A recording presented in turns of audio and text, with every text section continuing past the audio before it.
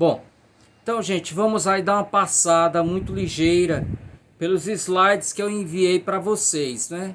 Então, nós estamos vendo o realismo, vimos em aula síncrona, vimos a primeira parte do realismo e na semana passada eu enviei para vocês esses slides aí da segunda fase do realismo, né? A segunda parte, na verdade. Então nós começamos aí com o centro literário. E aí eu sempre chamo a atenção, gente, para não confundirem o centro literário com o clube literário, né? Eles participaram aí do mesmo movimento, mas em momentos distintos. O clube literário, que nós já passamos por ele, funcionou de 1886 a 1888, tinha como revista, né, como veículo de expressão das ideias, a revista A Quinzena, né, que teve poucas edições. Já no Clube Literário nós vamos ver que ele abrange um período bem maior. A revista é a Iracema, até nisso eles combinam, não é? Um é a Quinzena e outro é Iracema, acabam rimando. Então, o Centro Literário, não confundir com o Clube Literário. Um está lá no início do realismo, aqui nós já estamos caminhando a passos largos. E o Centro Literário, como vocês verão, ele se construiu a partir do embate com a padaria espiritual. Então eles são momentos assim contemporâneos. Então, gente, aí começa com a fala de José Rodrigues de Carvalho.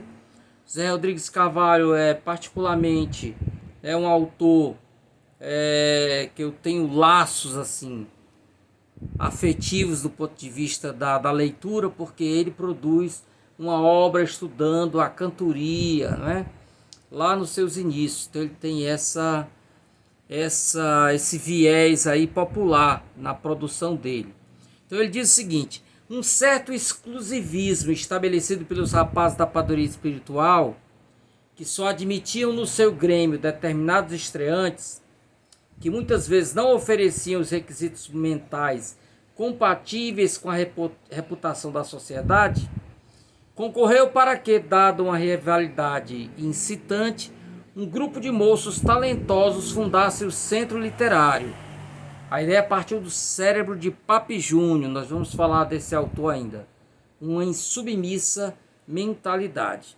Então fica bem claro aí que o Centro Literário ele surge a partir desse embate com a padaria espiritual. Então, pessoas que não eram recrutadas, não eram aceitas, não eram convidadas para participar da padaria espiritual acabaram criando um movimento que tinha muitos pontos de contato, não é? Tinham muitas semelhanças entre si. Mas uma das ideias que distanciavam os dois movimentos era que o Centro Literário queria mudar o nome da capital do Ceará. Passaria a ser chamada Iracema, enquanto a padaria espiritual insistia que devíamos continuar com o nome de Fortaleza, né? Então aí tem uma série de informações, pessoal, vou procurar resumir aí para não ficar só lendo. Então ele funcionou de 1894 a 1905, né? Nós temos aí mais de 10 anos, né? São 11 anos de funcionamento. O que mais? 2 dias depois, após sua fundação, o jornal A República se reportava ao Centro Literário, né? Então, com palavras elogiosas e tal. A agremiação surgiu para fazer frente à padaria espiritual. Então a padaria espiritual já existia. O Centro Literário só foi colocado no início dos slides, gente, porque a padaria espiritual é tão grande que ela teve que ser dividida em 2 partes. Então a gente começou nesses slides aqui e conclui dos slides de hoje. como a padaria espiritual também tinha como objetivo, não é, fomentar a literatura local, no meio em que a alfabetização era muito grande, né, a não alfabetização, não é? O número de analfabetos era muito grande. Então ele tem três momentos distintos: 1894, 1895 e 1900. Em cada um desses momentos nós temos aí, né, o ingresso de novos sócios. Ela teve um número de sócios muito grande, considerando todos os outros movimentos que o Ceará já teve.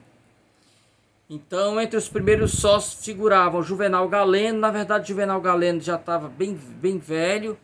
Era mais uma homenagem a ele, né? Porque ele já estava cego, praticamente não mais saía de casa, né?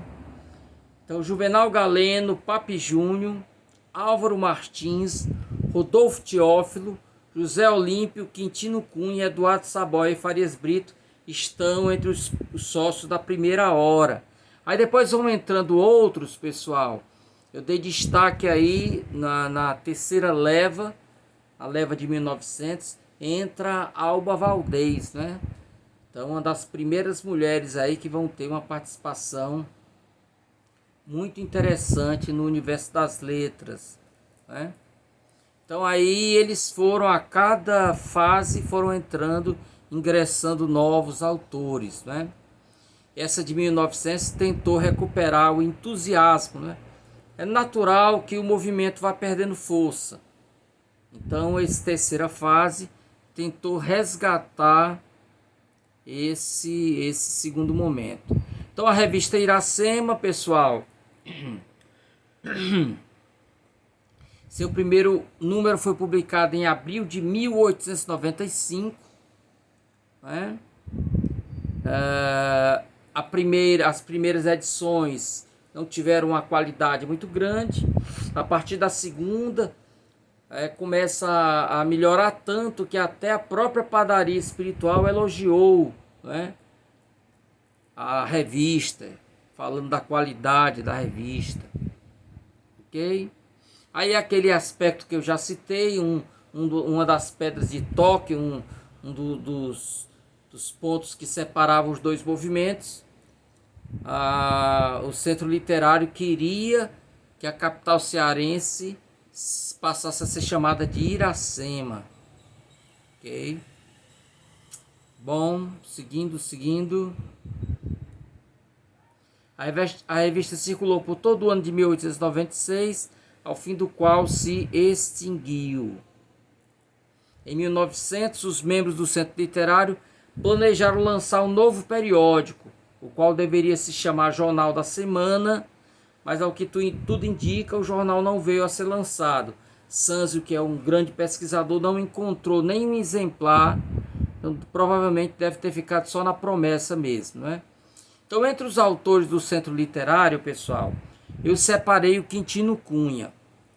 E aí eu já faço uma referência muito ligeira a este cordel que eu escrevi já há algum tempo, já está na segunda edição, né? Chamado Genial Quintino Cunha. Então eu estou fazendo referência a este cordel porque hoje pela manhã, gente, eu mandei para o Siga de vocês vários cordéis aí, né? Então, além do cordel do Quintino Cunha, eu enviei para vocês uma versão de Os Simas. Essa não fui eu que escrevi, né? Os Simas. Mandei também para vocês um cordel que eu escrevi junto com um colega meu chamado Evaristo Geraldo. Escrevemos As Presepadas do Padre Verdeixa. Quando a gente estiver falando lá da padaria espiritual, vocês vão ver que era uma espécie de uma espécie assim de ídolo principalmente para a padaria espiritual da primeira fase, que era mais, né, irreverente. Então, o Padre Verdeixa é citado, né? Também eu mandei para o Siga de vocês um cordel Aves de Arribação. Mandei também a Normalista e finalmente o cordel Luzia Homem. Então, várias obras aí desse período que nós veremos na aula de hoje, eu enviei cordéis para vocês, tá? Porque por questão de tempo, a gente não tem como ler esses romances todos. Mas pelo menos eu queria que vocês os conhecessem, né? Que vocês se sentissem estimulados a, em outro momento, ler esses livros aí que são maravilhosos, né? Alguns deles, inclusive, alcançaram projeção nacional. O caso da Normalista, o caso de Luzia Homem. Mas eu estou citando aqui um autor, pessoal, do Centro Literário, que é o Quintino Cunha. Rapidamente eu nem vou ler isso aqui. Opa, voltando aqui um pouco, né? Então, ele nasceu em Itapajé, em 24 de julho de 1875 e faleceu em Fortaleza em 1º de julho de 1943, pessoal. Então, desde criança, ele se interessou pelo jornalismo, já fez um jornalzinho. Com a morte do pai, a família se muda, ele vem para Fortaleza, passa a ser aluno da escola militar, aprontou poucas e boas na escola militar. E aí ele viaja para o Amazonas, gente, trabalhando como rábula. Existia essa categoria, né, que era o advogado que não era diplomado. Então ele tinha conhecimentos, né, jurídicos, autodidatas. Aí ele foi para o Amazonas.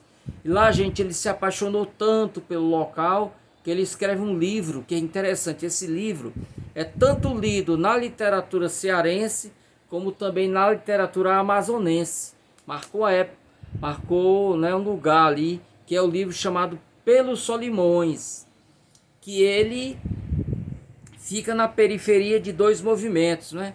Ele ora tem um matiz romântico, ora ele também se inclina para o parnasianismo, né?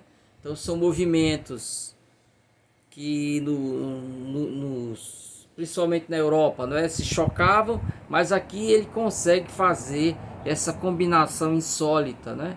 Então tem tantos elementos românticos como os elementos parnasianos nesse texto, ok? Bom, só para resumir, pessoal, uma das marcas do Quintino Cunha foi o bom humor, né? Muitas histórias em torno dele, ele era assim uma figura central nos encontros, nos cafés da Praça do Ferreira, não é?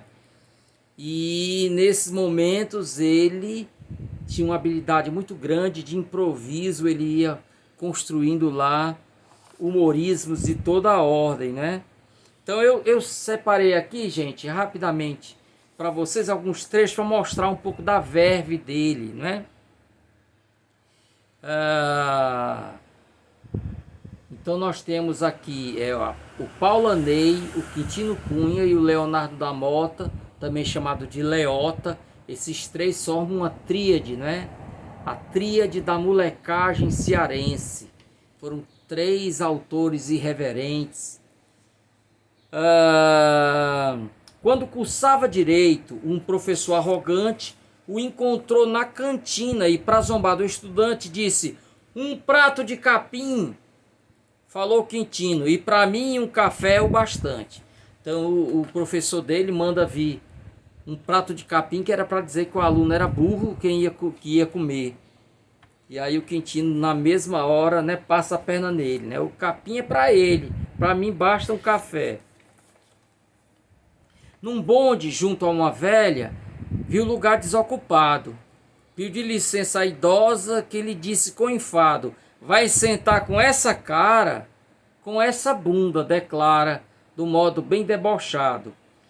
Álvaro Otacílio Nogueira, querendo o bardo testar, disse: "Diga 3 tolices das que costuma falar, a resposta é bem ligeira". Álvaro Otacílio Nogueira: "Eis 3 besteiras sem par". Disse a ele a um matuto numa viagem de barco: "Vamos tomar um traguinho?". "Não, doutor, não tomo arco". Disse Quintino em troça pura: "Com essa temperatura até com flecha me encharco". Então o cara, em vez de dizer álcool, diz arco. E aí ele pegou aí no trocadilho. Um dia tomando sopa lá na praça do Ferreira, um chato chegou a ele e disse desta maneira: eu acho que lhe conheço, de um rosto eu nunca esqueço, lembro-me nem que não queira. E Quintino, aborrecido com essa interrupção, respondeu para o maçante com raiva e com prontidão: já minha mente me trai, será que não sou seu pai? Quem é sua mãe, cidadão? Na festa de aniversário do cearense sabido, calhou de vir um penetra para zombar do referido. Em uma caixa o ladino trouxe chifres para Quintino, que agradeceu ao metido. Quando o tal fazia anos, Quintino retribuiu, deu-lhe uma caixa com flores, ao que o outro lhe inquiriu: isso eu não entendi bem. Cada um dá o que tem, falou Quintino e saiu. Então, tu tem chifre, me deu chifre. Eu tenho flores, flores te dou. E aí, gente, tem muitas outras anedotas aqui, não é? Outras anedotas, principalmente no júri, ele armava, né? Para sempre se dar bem e tal, ok? Bom, então, gente, então ele acaba se formando em direito, não é? E escreve a tese dele, o estilo na jurisprudência, que ele mostra exatamente a importância da performance do advogado.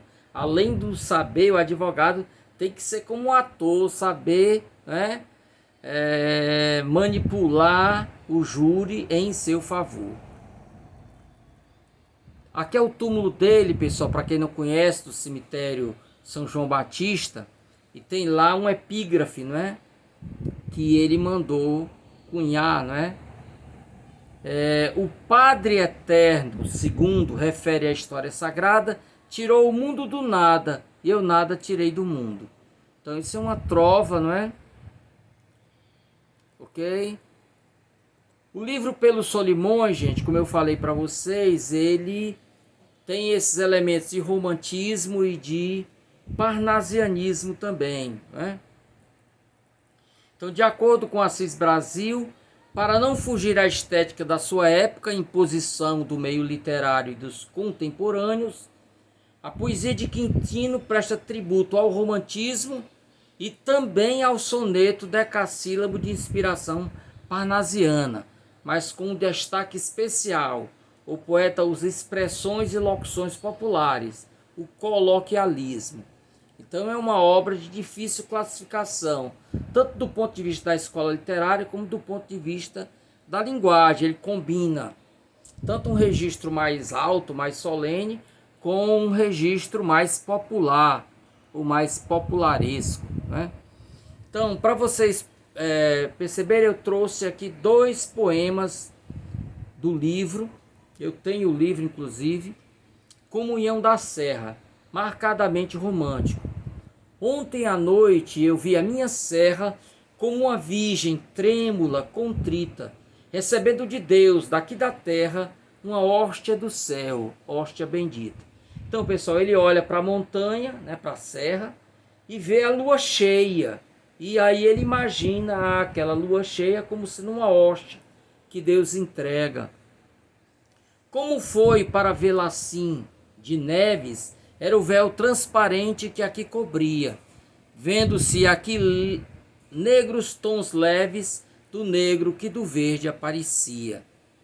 E ele termina: assim a natureza era o sacrário, de onde Deus dava a comunhão radiosa, a serra, e era o céu o grande hostiário, e era a lua a hóstia luminosa. E digam que eu não vi a minha serra como uma virgem de grinalda e véu, recebendo de Deus daqui da terra a hóstia luminosa lá do céu. Então um poema, né, romântico, essa ligação com a natureza. E aqui nós temos esse poema, pessoal, que é um tanto estranha, né? Um tanto estranha. Ele começa o poema em tom elegíaco, quer dizer, triste, tristonho, né? Falando da morte, morto dentro da fria sepultura, sem te poder falar, e tu que me amas, boa criatura, indo me visitar, banhadas de suspiros, de soluços, desmaiada talvez, muita vez reclinada até de bruço, na altura dos meus pés. Isso era muito próprio, pessoal, da estética parnasiana, rimar sons fechados com sons abertos. Então, céus e Deus, né? Aqui nós estamos rimando talvez com pés. Pedindo a Deus o meu viver eterno, junto das glórias suas, que me livre das penas do inferno, e a chorar continuas. Lembrando nossa vida a todo instante, repassada de dor, a lembrar-te que fui o teu amante, o teu único amor. Mas pensando na horrífera caveira em que me transformei, exausto de fadiga, de canseira, imaginar não sei. Para evitar essa hora amargurada, esse quadro de dor tão verdadeiro, Deus há de ser servido, minha amada, que tu morras primeiro. Então ele fecha, ele arremata o poema, não é? Com um elemento de humor aqui, né? Ele contraria totalmente o caminho para o qual a gente imagina que o poema está para desaguar, não é? Então é espécie única, é um poema chamado de poema de humor a Swift, né? Então ele vem com toda uma estrutura grave e termina com essa, né, com esse elemento de humor. Ainda antes de falar da padaria espiritual, pessoal, eu trouxe aqui também algum registro sobre a Academia Cearense de Letras. Notem, a Academia Cearense de Letras, pessoal, ela foi inaugurada antes da Academia Brasileira de Letras, né? Ela precede em 3 anos a nossa de 1894, a Academia Brasileira de 1897. Então, ela no início era peregrina, né? Não tinha sede, ia para um lado, ia para o outro. Chegou a funcionar onde hoje é o Museu do Ceará, até que no final ela ocupou o lugar onde está há muitos anos, né? Que era o antigo Palácio do Governo, né? Local ali na Praça dos Leões, gente, onde está a academia, já foi a sede do governo, né? O governador ficava ali, ok? Bom, e aí ele fala um pouco, traz um pouco aqui da história, né? Foi dividido em 3 partes, né? Em 3 momentos, né? Em 3 momentos. Tem início em 15 de agosto de 1894.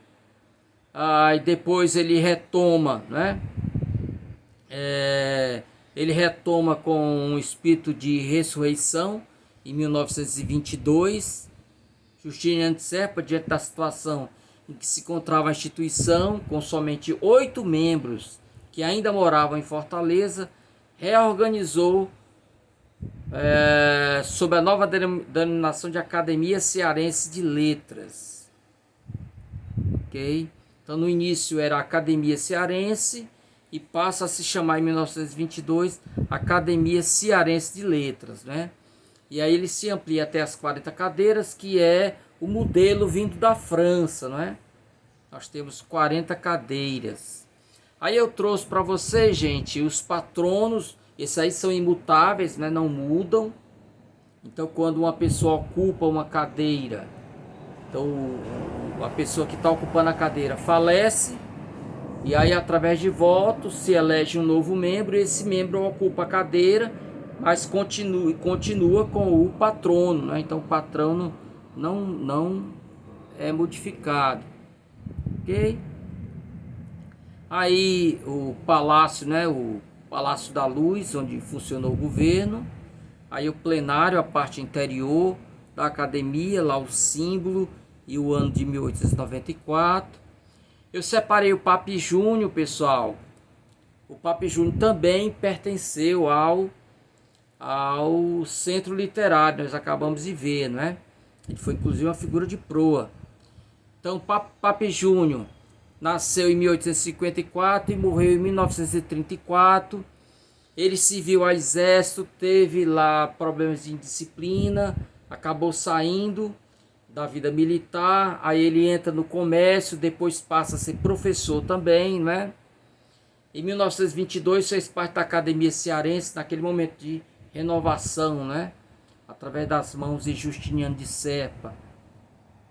Então ele entra à sua revelia, ele não queria entrar e não escolheu o patrono. Então ele só vai entrar de fato em 1930, escolhendo como patrono Manuel de Oliveira Paiva, ok? Algumas das obras que escreveu. E aí, gente, eu citei das obras dele, eu destaquei o Simas, por isso eu tive o cuidado de mandar para vocês o cordelzinho. Ele é um cordel de um amigo meu, é muito bom, ficou muito boa a adaptação. Eu também vou fazer a minha, mas por enquanto estou usando a desse meu amigo, né? Então, gente, aí tem um breve resumo. Simas, aventureiro e sedutor, começa a namorar Luísa. Isso lá no Pará. Então os dois estão morando no Pará, eles começam a namorar. Mas ela vem para o Ceará, vai morar na Parangaba, né? Que na época era chamado de Porangaba. Então, o Simas vem e reatam os amores contra a vontade de Dona Felizmina. Um dia Luísa descobre que o pai do namorado, né, ou do noivo, o pai do noivo a havia seduzido quando ela tinha